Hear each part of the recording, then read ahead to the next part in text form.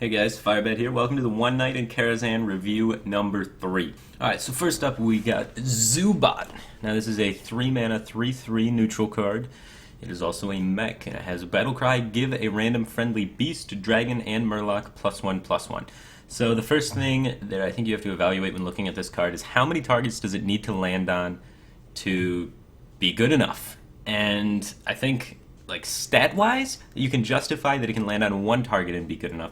But because of the timing and the curve and the way that things situate currently in the meta as far as value trades are considered, you can't really play like one drop coin this guy and have it be good enough, because you won't be able to value trade into anything. All of the one drops are going to be sticky death rattle one drops for the most part. Occasionally you can value trade into a 2/1, but I don't think that's too likely of a circumstance to happen in the current meta.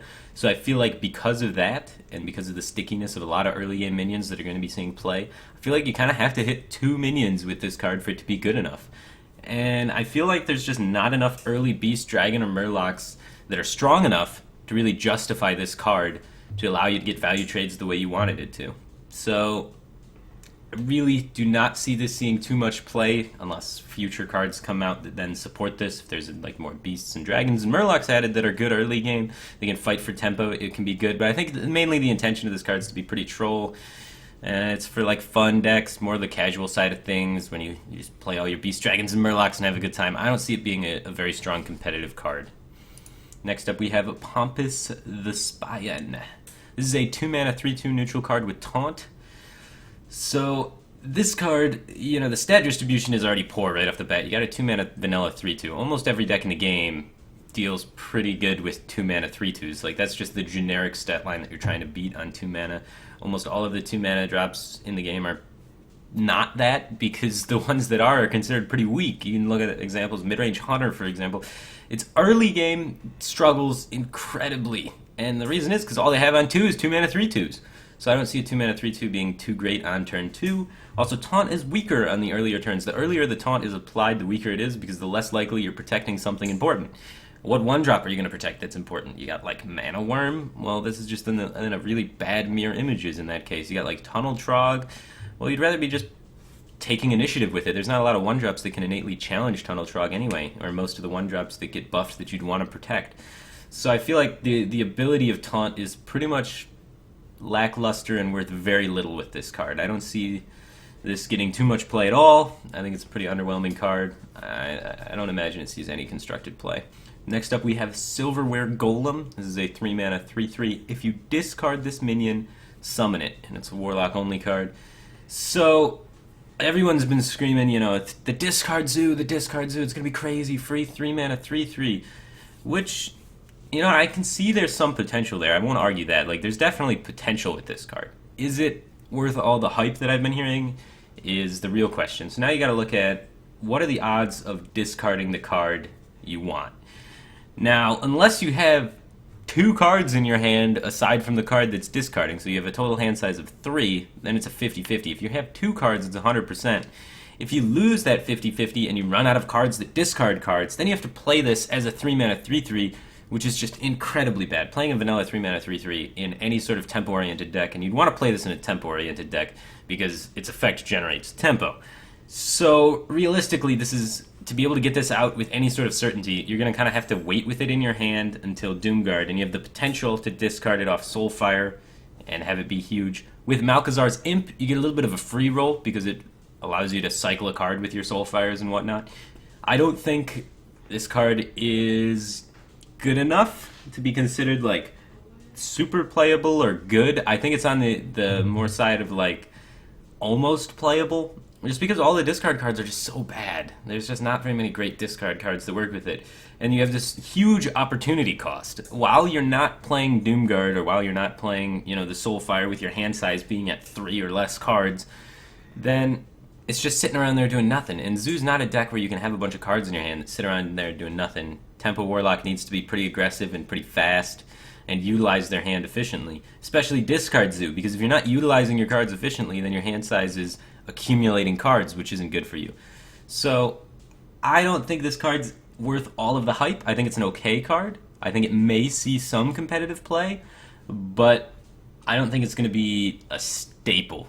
I think it's more towards a tech choice sort of thing, or being an alright card. It's not going to hurt your win rate, but it's not going to improve your win rate sort of thing. So I'm on the fence about silverware golem. I think it could be okay though. Next up we have Nether Historian, which is a 2-mana 1/3 battlecry. If you're holding a dragon, discover a dragon. It's alright-ish. At first glance, you look at it and you're like, wow, those stats are very mediocre. 2-mana 1/3 is not great. You can pay 1 mana for that in some classes. And then you need a dragon by turn 2, so you're going to have to run like 8 or 9 dragons in your deck to try and get that with some consistency. And then the stats on top of that, like I already said, it's just not that appealing at first glance. Now, something that does kind of make this card seem a bit better is, if you look at it, all of the classes that have dragons, which is Mage, it has 1 dragon with Caldera Drake. Priest, it has 1 dragon with Twilight Whelp. And then Paladin has 1 dragon with Dragon Consort.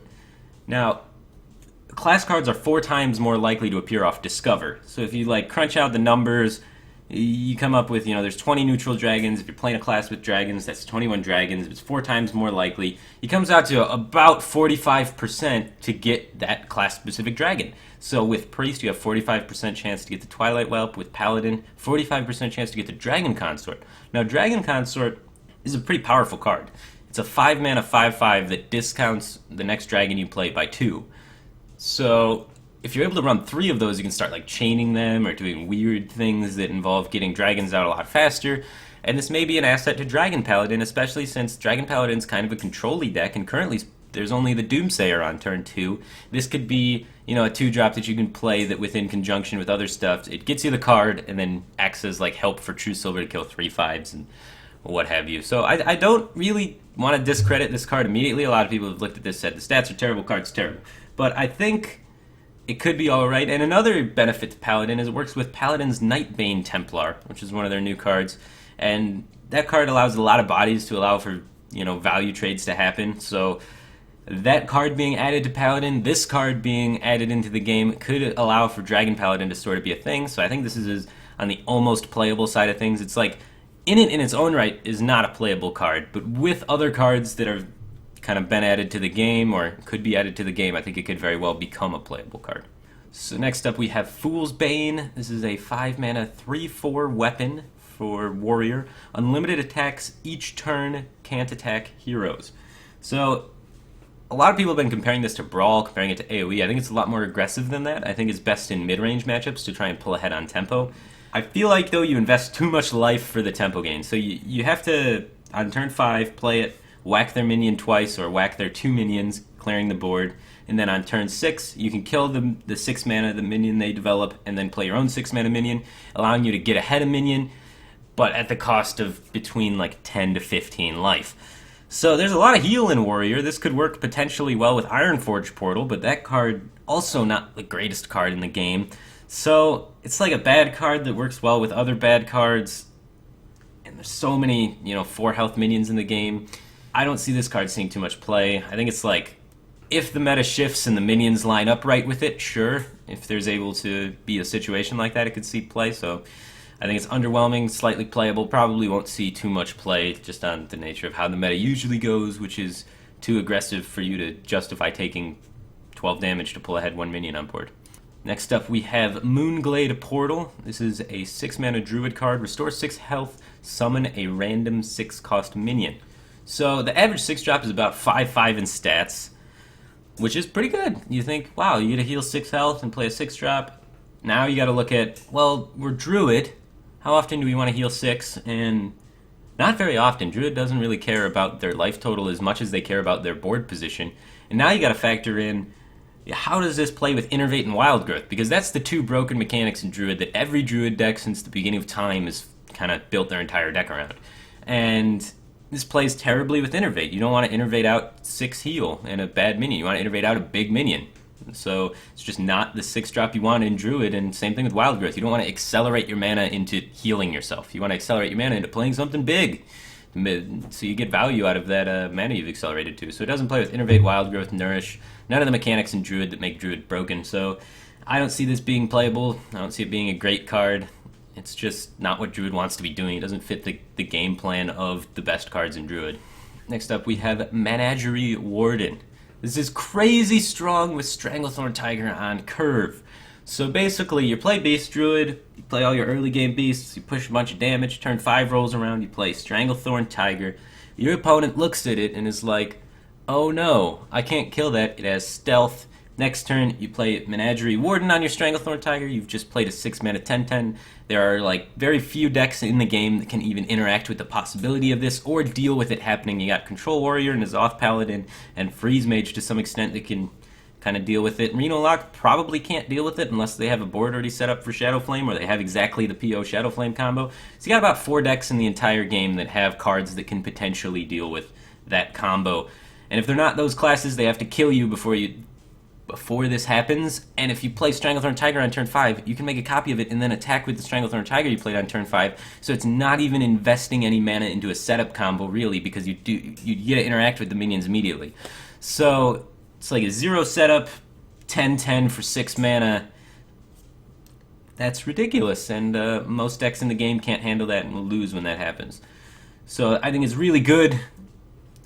But if you look at this generally, what does it have to hit to be good and to be worth it? Since you run Power of the Wild, Savage Roar, and you're an aggressive deck, the multiple bodies is super powerful. So I think really all you have to hit is Druid of the Saber or better for it to be worth it. So even if you hit the second smallest beast in your deck, I still think this card is good. So as long as you have any minion on the board reasonably by turn 6, this card should be good. Worst case, it goes off on the 2/2, Enchanted Raven. And are you really upset? Not really, because the other worst case is like the 3/2. So just having multiple bodies and Druid, being able to buff everything with Power of the Wild, being able to Savage Roar go face, forcing your opponent to have to deal with big threats and lots of little threats. Just the threat diversity there is so strong. The potential for blowout is just ridiculous. This is definitely one of the best cards in the set, I'd say. And it's going to make Beast Druid a thing. I really don't like the design of the card. I think it's not a fun way to win the game. It's not interactive. It's really just a boring win condition, and it's really just up in your face, play Beast Druid from the design team. So not really a fan of the approach to this card, but I could be wrong. Maybe the card's not good somehow. Maybe Stranglethorn Tiger into 10/10's weak. Maybe they'll print other cards in the set to interact with stealth 5/5s. But yeah, I just really don't like the thought of how often players are able to go Stranglethorn Tiger into this and win the game. It's just not a fun image in my mind. With me, come inside. Meet your friends at the door. We've got a feast like